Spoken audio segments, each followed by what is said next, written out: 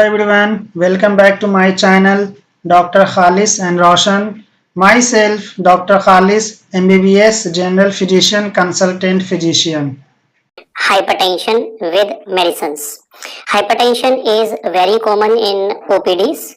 So, as a physician, we first have to decide whether we should start with the medication and if medicines are being given, how to choose a particular agent and how to titrate the doses of antihypertensive medications.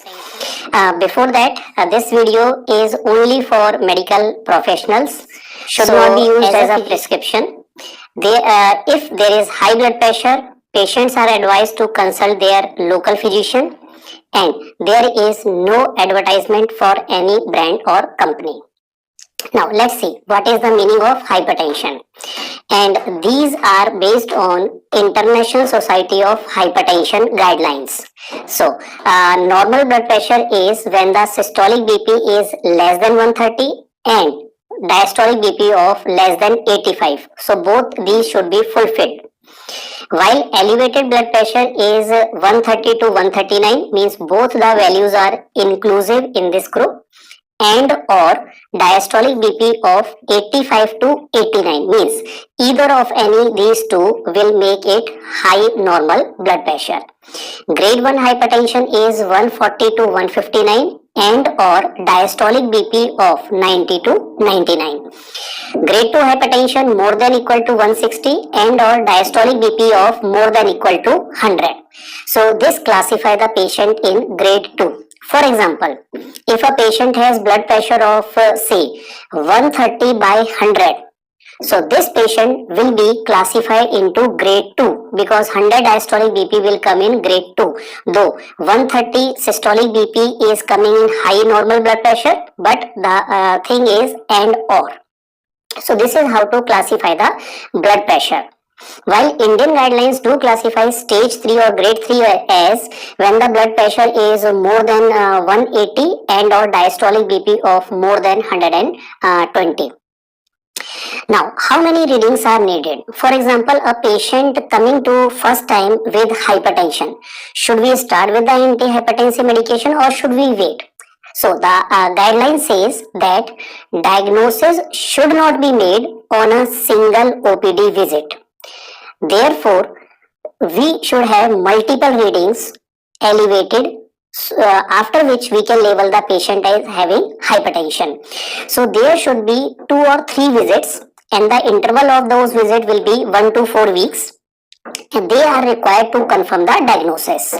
Now, in each visit, we should make 3 measurements with a 1 minute interval between them, and the average of last 2 readings will be taken as the actual blood pressure, because the first reading will be high most likely because patient will be anxious coming to the OPD for the first time. So therefore ignore the first reading and take the average of last 2 measurements.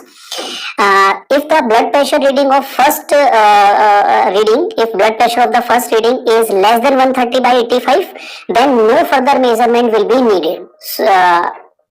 Diagnosis will be made on a single visit if the blood pressure is more than 180 by 110 and there is evidence of some cardiovascular disease like CAD is there, or there is a history of stroke, like that. So in that scenario, even a single reading will make a diagnosis of hypertension. Now, how to start antihypertensive medications? Guidelines they vary from India to world. So these guidelines are on the International Society of Hypertension. Indian guidelines might differ because Indians have different phenotype. Indians have slightly high renin levels. So the choice of antihypertensive can be variable.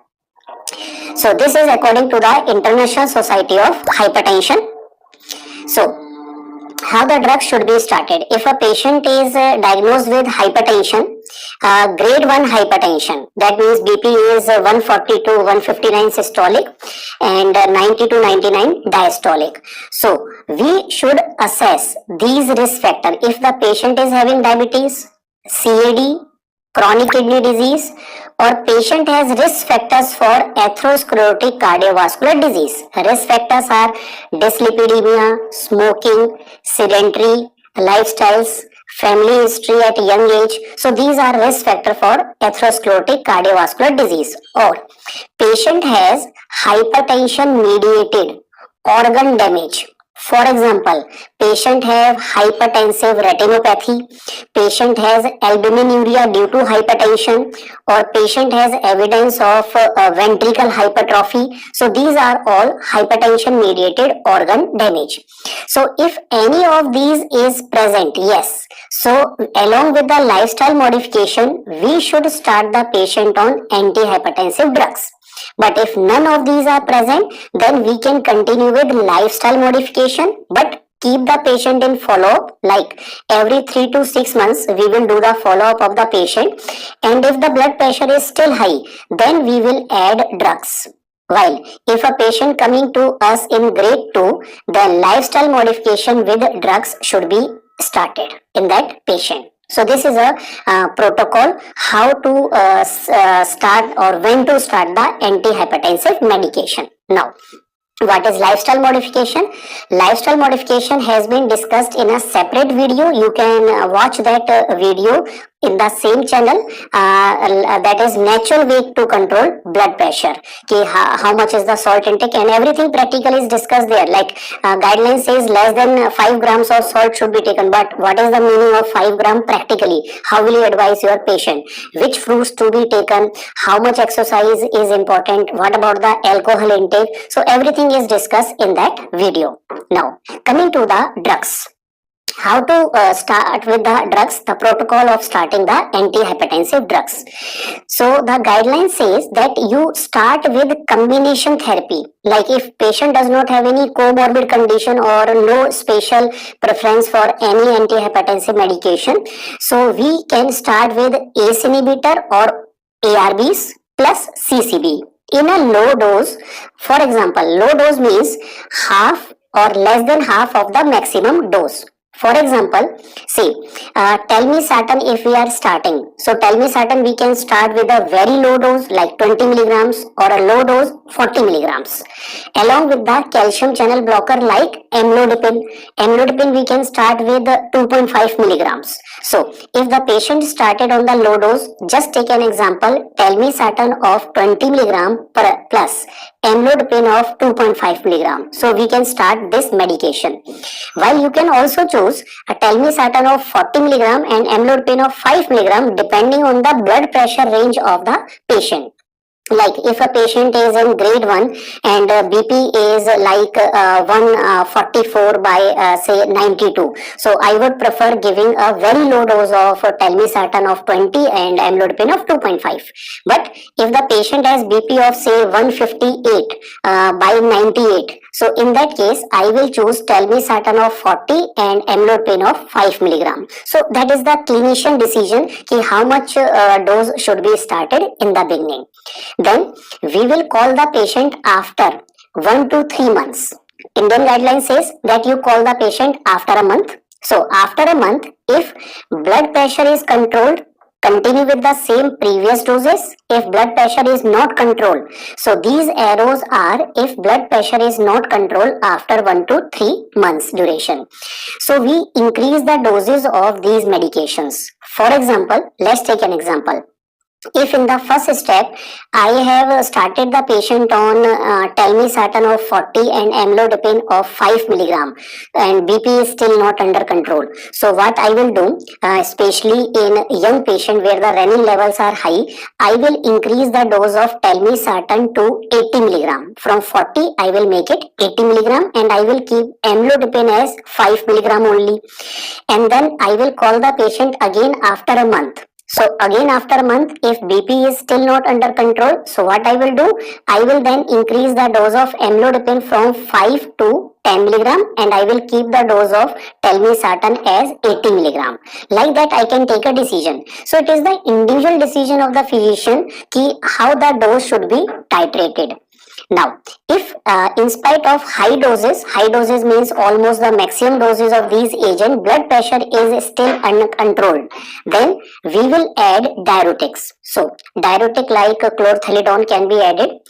We start with a low dose, maybe 6.25 we can start, gradually increase it to 12.5, then 25, depending on the response of the patient.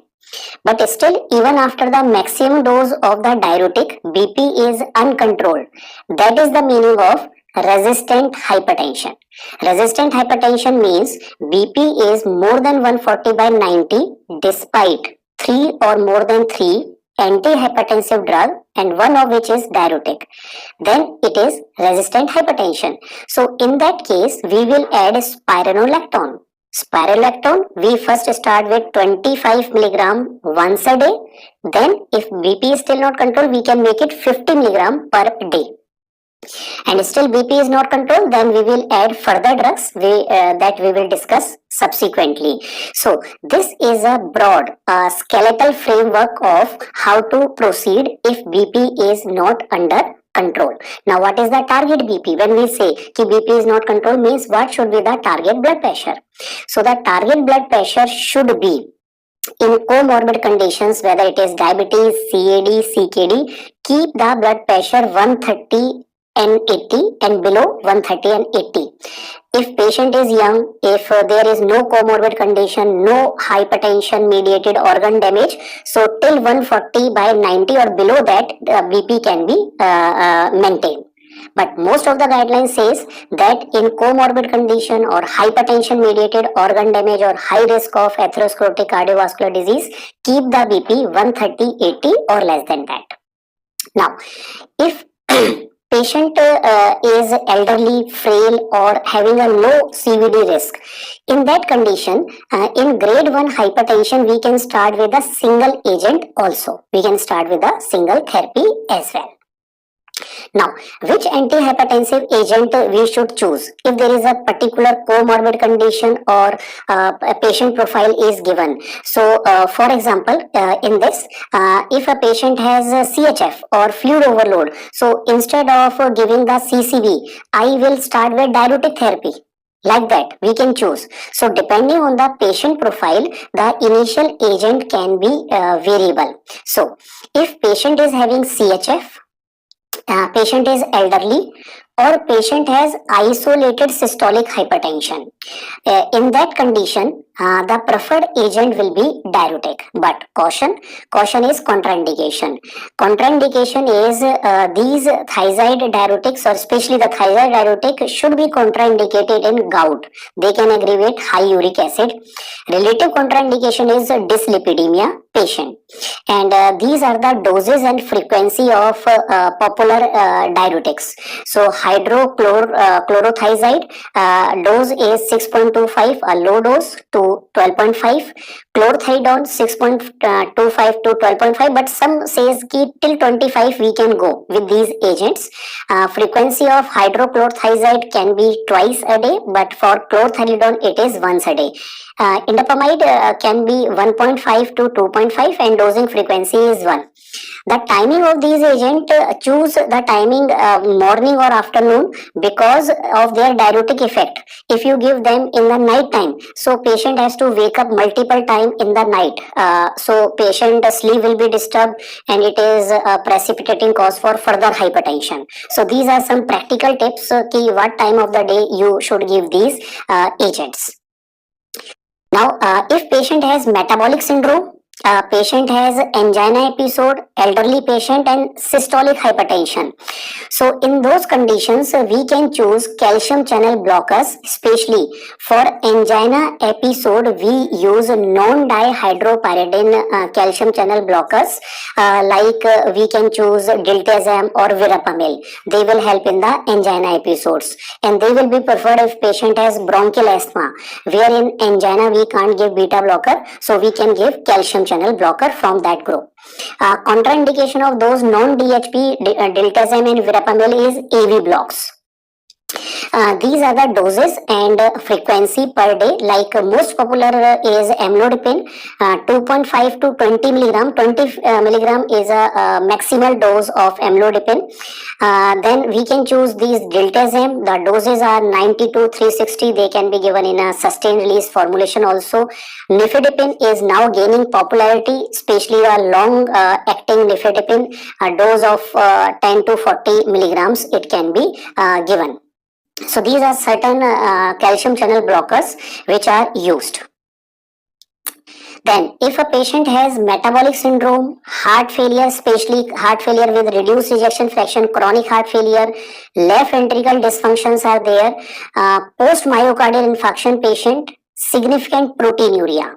So if patient has these comorbid issues and diabetes, so the obvious choice, now you can go guess what should be the obvious choice in these conditions. So yes, the answer is ACE inhibitor, or we can say ARB. ACE inhibitor have shown to have better efficacy in controlling the proteinuria than ARBs study wise. Contraindication is pregnancy and lactation, and bilateral renal artery stenosis and significant hyperkalemia. They increase the potassium level.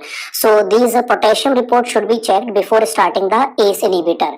Popular ACE inhibitor that we gave are enalapril, lisinopril, ramipril, and these are the doses, out of which enalapril and ramipril can be given in a twice a day frequency. They can be given. But if you are starting the ACE inhibitor first time, so what time of the day you will start? So it has been seen that if you give ACE inhibitor after dinner or in the evening time, that has a better effect in managing the early morning hypertension. So if first time you are starting, start with the evening time, and if you are increasing the dose, then you can make it twice a day. That means ki after breakfast and after dinner you can give these medications. While ARBs, that is angiotensin receptor blockers, most popularly we give telmisartan. Telmisartan range dose is 40 to 160, but it is also in a 20 milligram. That is a very minimal dose of telmisartan. We can start with that 20 milligram as well. Maximum dose which we go usually is 80 milligram or 120 milligram. Here it is textbook wise has been given as 160, which we rarely go.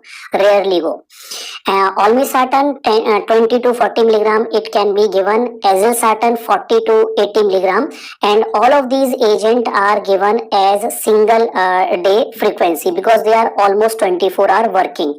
But you can split the doses, like telmisartan you can split the doses twice a day also, like 40 milligram morning, 40 milligram evening. Now if a patient has angina episode, post myocardial infarction, tachyarrhythmia is the issue, or heart failure with reduced ejection fraction is there, chronic heart failure, we can choose beta blockers. Contraindication if there is heart block. But beta blocker, only 3 beta blockers are approved for the heart failure condition: carvedilol, extended release metoprolol, and bisoprolol. Not all the beta blocker are used for heart failure with reduced ejection fraction. And for angina, they are very good drugs. They help in the angina episodes as well as in the long term. They control the blood pressure. And as we have discussed, if an angina patient has asthma, so in that case avoid beta blocker, give non-dihydropyridine calcium channel blockers. So these are the doses of metoprolol, like 25 low dose, go till 100 milligram. If you are giving extended release, only once a day is sufficient. Bisoprolol is 2.5 to 10, nebilol is 2.5 to 5. Carvedilol we can also give. Atenolol is less commonly used nowadays agent. While if a patient has prostatic hypertrophy, chronic kidney disease, in that case we can give alpha blockers. Alpha blockers are relatively safe in chronic kidney disease, but contraindication is patient has frequent episode of orthostatic hypertension with frequent falls should be avoided, and congestive heart failure it should be avoided.